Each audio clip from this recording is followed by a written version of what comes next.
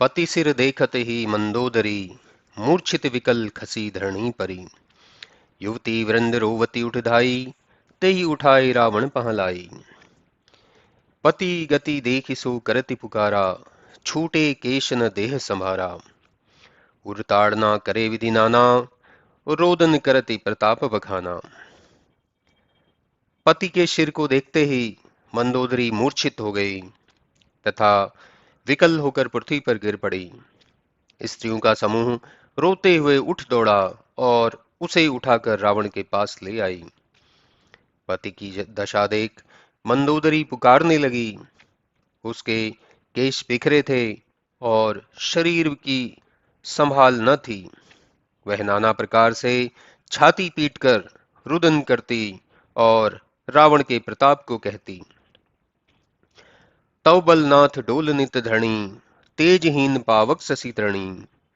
शेष कमठ सही सकहि न भारा, सो तनु आजु परामहि छारा। वरुण कुबेर सुरेश समीरा, रण सन्मुख धर काहु न धीरा। भुजबल जितेऊं काल यम साई, आजु परे हूं अनाथ की नाई। उसने कहा, हे नाथ, आपके बल से यह पृथ्वी डगमगाया करती थी और अग्नि चंद्रमा सूर्य ये सब तेजहीन रहते थे। शेषनाग और कच्छप भी भार को सह न सकते थे। वही आपका शरीर आज पृथ्वी पर ऐसे पड़ा हुआ है। हाँ, जिसके सामने वरुण कुबेर और इंद्र धैर्य छोड़कर भाग जाते थे और कोई धैर्य न धरता। जो अपनी भुजाओं के बल से काल और यम को भी जीत लेता था, आज वही शरीर अनाथ हो पृथ्वी पर पड़ा हुआ है। जगत विदित तुम्हारी प्रभुताई, सुत परिजन बल बरणी न जाई। राम विमुख असहाल तुम्हारा, रहा न कुल को रोवन हारा। काल विवशपति कहा न माना, अग जगन्नाथ मनुज करियाना। उसने रोते हुए कहा, आपकी प्रभुता जगत विदित थी और आपके सुत और परिजनों का तो वर्णन नहीं हो सकता, परंतु राम से विमुख होने पर तुम्हारा यह हाल हुआ कि कुल में कोई भी रोने वाला न रहा। काल के वश होकर स्वामी ने मेरा कहा भी नहीं माना और राम जी को आपने साधारण मनुष्य समझ लिया। जानयु मनुज करि दनुज कानन, दहक पावन हरि स्वयं। जेहि जपत सुर ब्रह्मादिक, पियते ही भजे ऊना करुणामयम। आ जन्मते पर द्रोहरत, पापो घमय तव तनु अयम। तब हूँ दियो निज धाम राम, नमामि ब्रह्म निरामयम। हे नाथ, राक्षसों के कुल रूपी वन को नाश करने वाले स्वयं पवित्र भगवान हैं, जिन्हें आपने साधारण मनुष्य माना, जिनकी स्तुति शंकर और ब्रह्मा जी भी करते हैं, उनकी तुमने भक्ति नहीं की। जन्म से लेकर मरण तक तुमने सबसे वैर ही किया। तुम्हारा यह शरीर पाप युक्त ही था, तब भी भगवान ने तुमको अपना धाम दिया। ऐसे प्रभु को मैं नमस्कार करती हूँ। हे नाथ, प्रभु के समान कृपा सिंधु दूसरा कोई नहीं है। जो परम गति मुनियों को भी दुर्लभ है, वह भगवान ने तुमको दे दिया है। मंदोदरी के रुदन को कानों से सुनकर देवता मुनि सिद्ध सबने सुख माना। ब्रह्मा शंकर मुनि और सनक आदि जो मुनियों में श्रेष्ठ और परमार्थवादी हैं, वे नेत्र भर प्रभु को देखकर प्रेम में मग्न और सुखी हो गए। सब स्त्रियों को रुदन करते देख विभीषण मन में बड़े दुखी हुए। बंधु दशा देखत दुख भयऊं, तब प्रभु अनुजहि आय सुदयूं। लक्ष्मण तेहि बहु विधि समुझाए, सहित विभीषण प्रभु पहाँ आए। जब विभीषण भाई की दशा देखकर दुखी हुआ, तब प्रभु ने लक्ष्मण को आज्ञा दी। तब लक्ष्मण ने अनेक प्रकार से विभीषण को समझाया और विभीषण के साथ प्रभु के पास आ गए। भगवान ने कृपा की दृष्टि से विभीषण की ओर देखकर कहा कि शोक छोड़ इसकी क्रिया करो। तब विभीषण ने प्रभु की आज्ञा मान विधि पूर्वक देश काल को जानकर भाई की अंतिम क्रिया की। मंदोदरी आदि स्त्रियां रावण को तिलांजलि दे मन में श्री रामचंद्र जी के गुण समूह का वर्णन करती हुई घर को चली गई। आए विभीषण पुनि सिर नावा, कृपा सिंधु तब अनुज बुलावा। तब कपि संगद नल नीला, जामवंत मारुति नई शीला। फिर विभीषण ने आकर नमस्कार किया तो राम जी ने भाई लक्ष्मण को बुलाया और कहा कि तुम हनुमान, अंगद, नल, नील और जामवंत को लेकर सब मिलकर विभीषण के साथ जाओ और तिलक करो। ऐसा राम जी ने कहा। मुझे तो पिता का वचन है जिससे मैं नगर में नहीं जाऊंगा, परंतु प्रतिनिधि रूप छोटे भैया और बंदरों को भेजता हूं। तुरत चले कपि सुनि प्रभु वचना, किन्हीं जाय तिलक की रचना। सादर सिंहासन बैठारी, तिलक सारी स्तुति अनुसारी। जोरी पाणी सब ही सिर नाये, सहित विभीषण प्रभु वहां आए। तब रघुवीर बोली कपिलीन है, कही प्रिय वचन सुखी सब कीन्हे। प्रभु का वचन सुनकर तुरंत ही वानरों के समूह ने विभीषण के तिलक की रचना की और विभीषण को आदर के साथ सिंहासन पर बैठाया और स्तुति करके तिलक दिया। सभी ने हाथ जोड़कर विभीषण को सिर नवाया और विभीषण सहित सभी लोग प्रभु के पास आ गए। तब प्रभु ने वानरों को बुला प्रिय वचन कह सबको सुखी किया। राम जी अपनी मीठी वाणी से सबको सुख देने लगे और कहने लगे, मैंने तुम्हारे ही बल से शत्रु को मारा है। यह विभीषण तुम्हारे ही बल से राज्य को पाए हैं। तुम लोगों का यश तीनों लोकों में प्रचलित रहेगा। मुझ सहित जो तुम्हारे यश को गाएंगे वे बिना परिश्रम ही संसार रूपी समुद्र से तर जाएंगे। प्रभु के कोमल वचनों को सुनकर वानरों का समूह नहीं अगाता था और प्रभु को सब देखते हुए बारंबार सिर से प्रभु के चरणों में नमस्कार करने लगे। पुनि प्रभु बोल लिए हनुमाना, लंका जाहूं कहो भगवाना। समाचार जानकी ही सुनावहूं, तात कुशल तुम चली आवहूं। तब प्रभु ने हनुमान को बुलाकर लंका में जाने का आदेश दिया और कहा, हे हनुमान, तुम सीता को यह समाचार जाकर सुनाओ और उनका कुशल समाचार लेकर चले आओ। तब हनुमंत नगर महा आए, सुनी निश्चरी निशाचर धाये। पूजा बहुत प्रकार तिन कीन्ही, जनक सुत ही दिखाए पुनि दीन्ही। दूर ही ते प्रणाम कपि कीन्हा, रघुपति दूत जानकी चीन्हा। कहूँ तात प्रभु कृपा निकेता, कुशल अनुज कपि सेन समेता। सब विधि कुशल कौशलाधीशा, मातु समर जीत्यो 10 सीसा। अविचल राज्य विभीषण पावा, सुनी कपि वचन हर्ष छावा। प्रभु की वाणी सुनकर हनुमान जी नगर में आ गए। यह सुनकर के निशाचर निशाचरियां दौड़ पड़ी।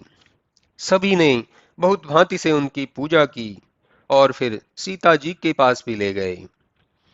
हनुमान जी ने दूर ही से जानकी माता को प्रणाम किया और प्रभु के दूत को जानकी ने पहचान कर कहा, हे तात, कपियों की सेना और लक्ष्मण समेत प्रभु कुशल पूर्वक तो हैं।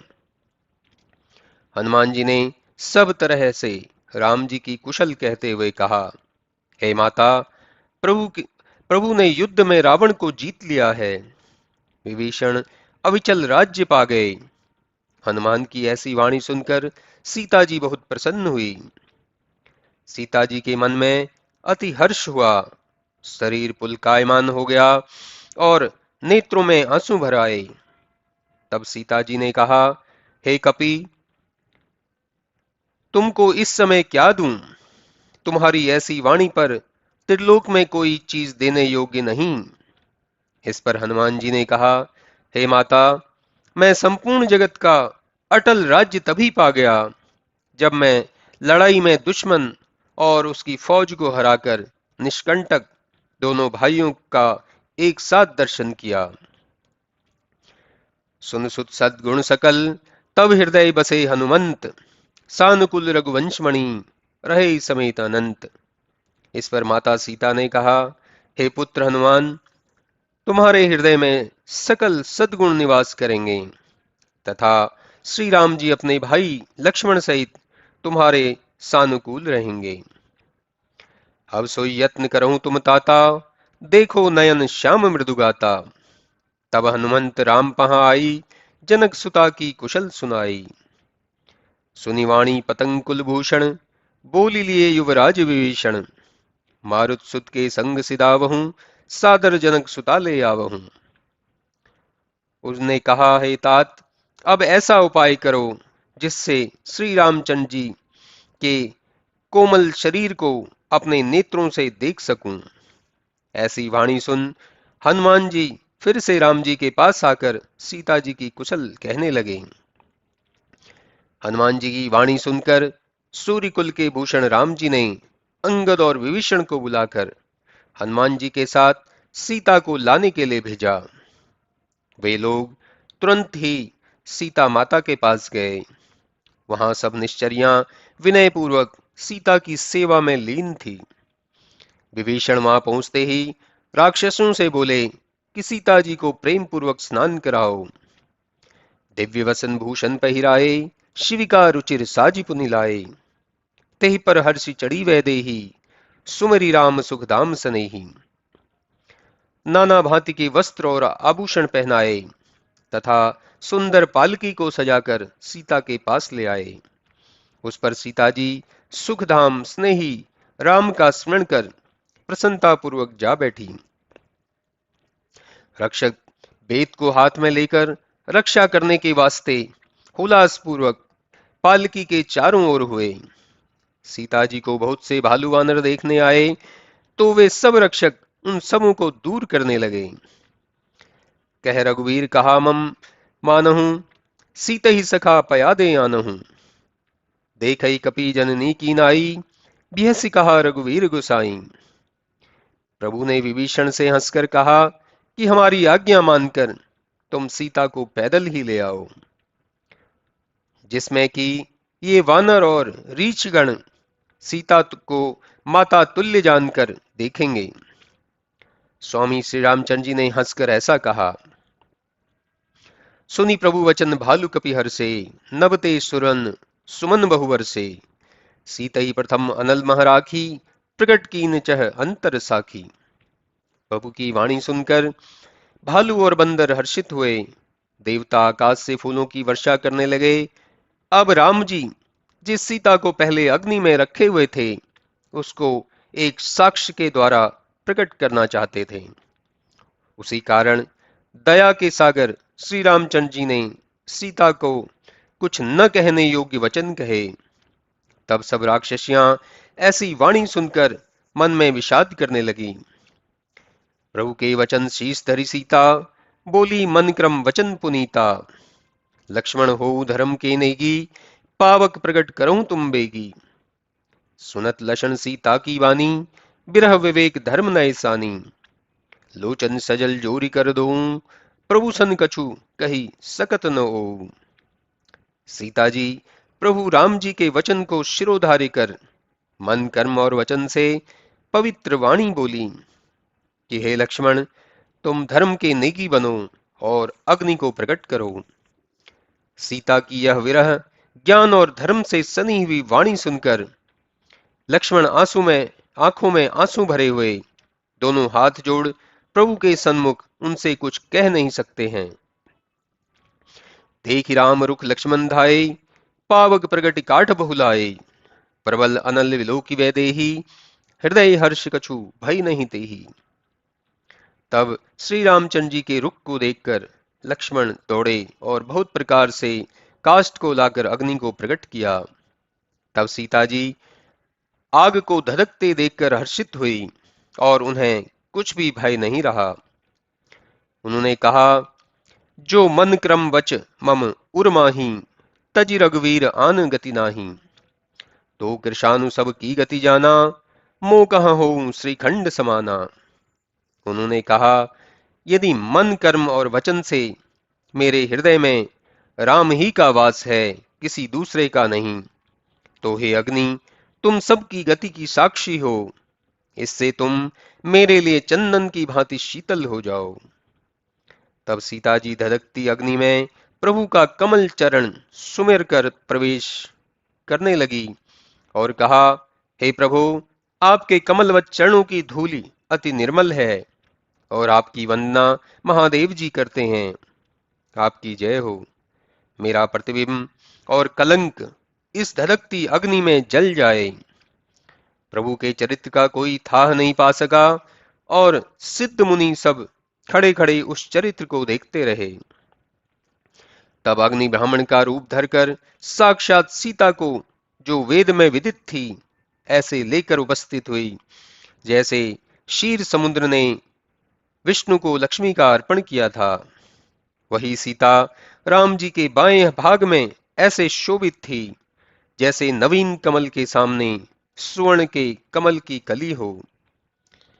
देवता आनंदित होकर फूल बरसाने लगे, आकाश में बाजे बजने लगे, किन्नर मीठे स्वर से गाने और विमान पर चढ़कर नाचने लगे। अपार शोभित प्रभु को सीता सहित देखकर वानर भालू अति प्रसन्न होते और कहते हैं कि सुख सागर श्री रामचंद्र जी की जय हो।